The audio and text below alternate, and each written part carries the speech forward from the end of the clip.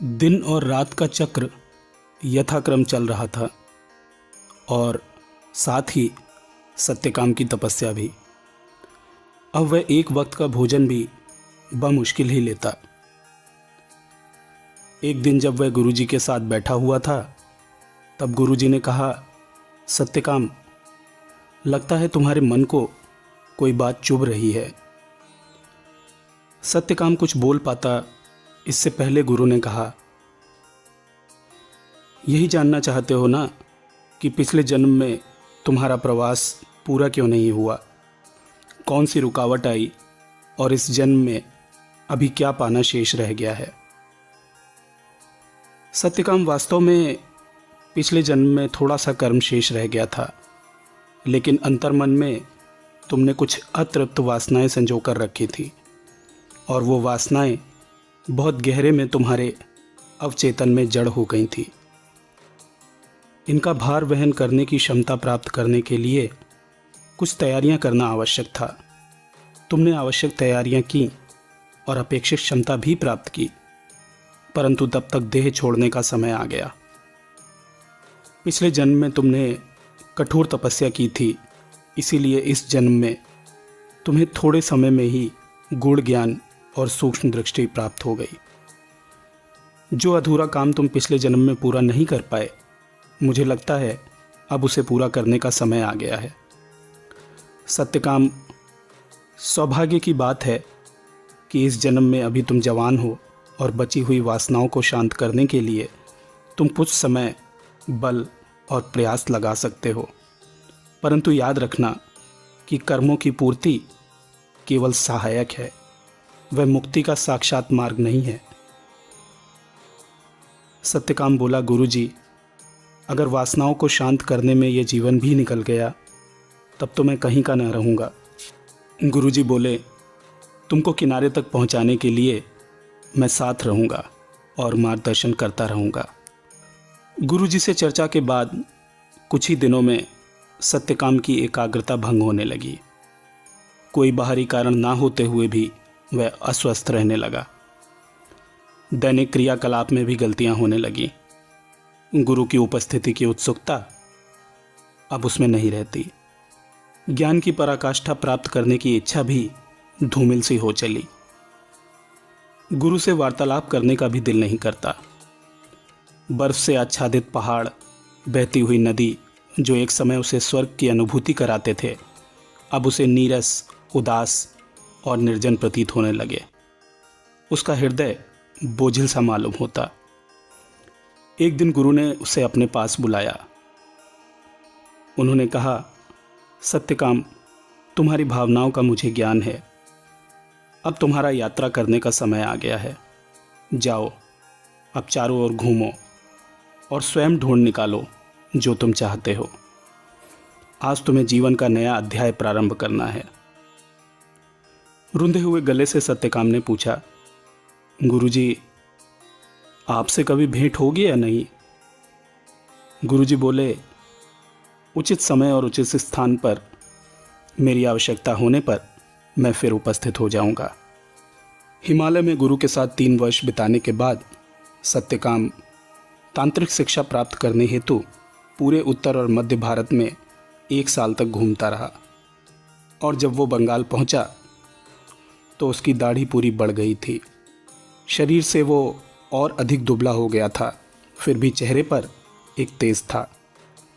कोलकाता पहुंचने पर सत्यकाम की भेंट एक वृद्ध पुरुष से हुई। उस वृद्ध ने सत्यकाम को तंत्र अध्ययन के लिए कादम्बिनी नामक गांव जाने की सलाह दी। कादम्बिनी में गांव के बाहर एक प्रसिद्ध काली माता का मंदिर था। यह मंदिर तांत्रिकों का बड़ा केंद्र था। पास की शमशान भूमि में तंत्र मार्गी लोग हर रात अपनी साधना करने जाते। जब सत्यकाम काली माता मंदिर पहुंचा तब उसे शमशान का मार्ग दिखाया गया। शमशान में पहुंचने पर वह एक झोपड़ी के भीतर गया जिसमें एक कपालिक बैठा हुआ था।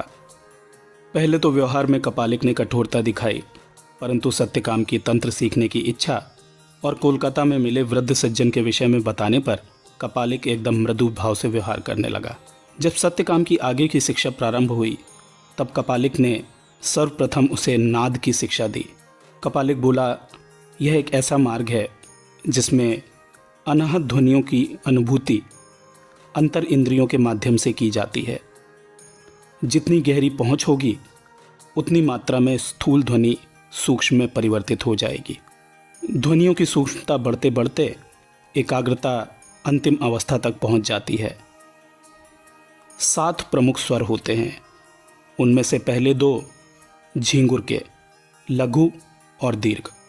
उसके बाद क्रमशः मृदंग, बांसुरी, काले मेघों की गड़गड़ाहट, शंख की आवाज़ और घंटे की आवाज़ सुनाई देती है। कभी कभी ऐसा भी आभास होता है कि ये ध्वनि बाहर से सुनाई दे रही है। कपालिक ने कहा, तंत्र का अभ्यास करने के लिए मैं आज रात तुम्हें यहीं छोड़ जाऊंगा। आंखें बंद करो और देखो कुछ सुनाई देता है कि नहीं। झींगुर की आवाज़ जैसी ध्वनि सदैव प्रत्येक व्यक्ति के अंदर होती रहती है। एक बार ग्रहण करने पर संबंध अटूट रखना होता है। बस इतनी सी बात है। ये बात तो साधना से संबंधित थी, परंतु इसके अलावा भी सत्यकाम के जीवन में समानांतर घटना घट रही थी। दरअसल कादम्बिनी गांव के मशहूर काली माता मंदिर के निकटवर्ती शमशान में सत्यकाम कपालिक की देखरेख में अपनी साधना कर रहा था। एक दिन काली माता मंदिर पर लगभग 22 वर्षीय भैरवी आई और उसने वहीं अपना डेरा जमा लिया। वह हमेशा मौन रहती। यह भैरवी इतनी कम उम्र में एक उच्च कोटि की तंत्र साधिका थी। देखते ही देखते उसके दर्शन के लिए भीड़ लगने लगी। भैरवी न किसी से बात करती और न ही किसी की ओर देखती। एक दिन सत्यकाम भी भैरवी के दर्शन के लिए लगी कतार में जाकर खड़ा हो गया। युवा तेजस्वी साधु को देखकर लोगों ने स्वतः ही भैरवी तक पहुंचने का रास्ता दे दिया। साधु के पहुंचते ही भैरवी की आंखें खुली। ये कुछ पल का मूक भावनात्मक संवाद था। इसके बाद सत्यकाम का यहाँ आना और समय बिताना नियमित हो गया। अब सत्यकाम की भैरवी से यदा कदा वार्तालाप भी होने लगी। सत्यकाम की नाद साधना पूर्ण हो जाती, परंतु भैरवी के आगमन से शायद सत्यकाम की प्राथमिकताओं में कुछ परिवर्तन आ गया। कपालिक ने भी सत्यकाम को किसी प्रकार से हतोत्साहित नहीं किया। आखिरकार सत्यकाम एक धीर गंभीर साधक था और कपालिक भी सत्यकाम की निष्ठा को उसकी नाद साधना के दौरान हुए अनुभवों से परख चुका था। कपालिक को पूर्वाभास था कि सत्यकाम और भैरवी का संबंध भविष्य में किस तरह का विस्तार पाने वाला है और इसके पीछे कुदरत की क्या मंशा है। सत्यकाम की नाद साधना 5वें नाद पर ही रुक गई। परंतु एक दिन कपालिक ने सत्यकाम से कहा कि प्रतिपदा की रात को आधी रात के पश्चात मुझे नदी के किनारे मिलना। मैं तुम्हारे साथ कुछ और तंत्र कर्मों का आरंभ करना चाहता हूँ। प्रतिपदा की रात्रि आई। नदी के किनारे एक पेड़ के नीचे सत्यकाम कपालिक की प्रतीक्षा कर रहा था।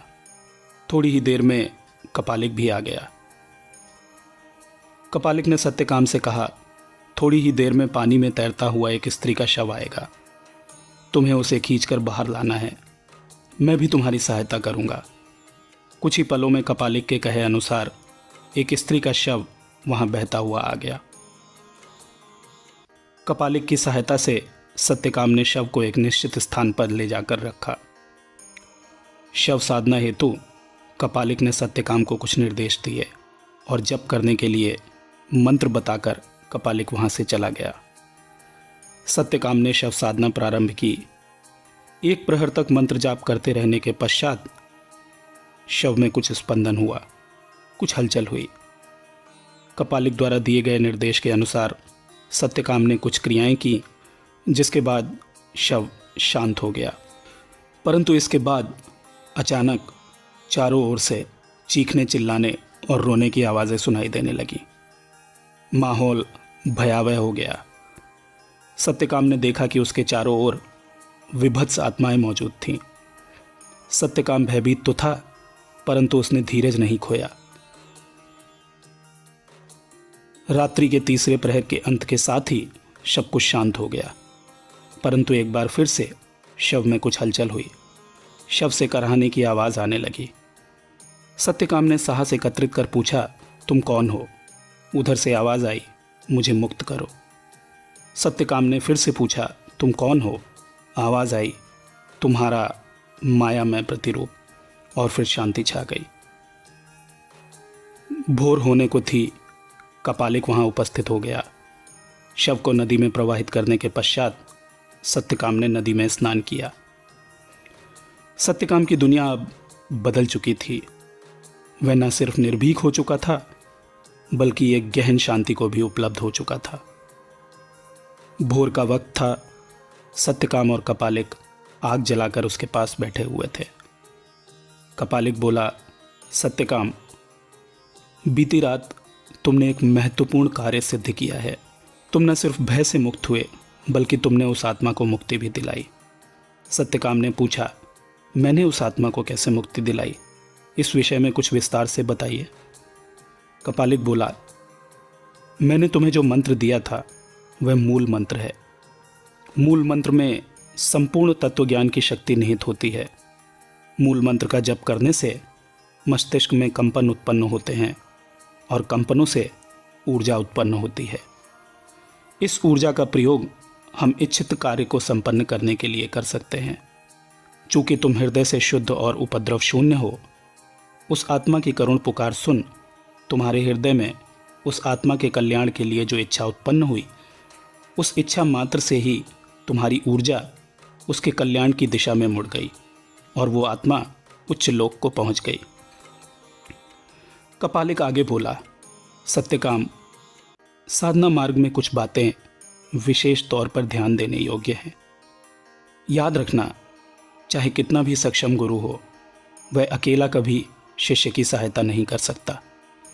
अपनी इच्छा शक्ति एवं प्रयत्न से शिष्य को भी स्वयं अपना सहायक बनना आवश्यक है।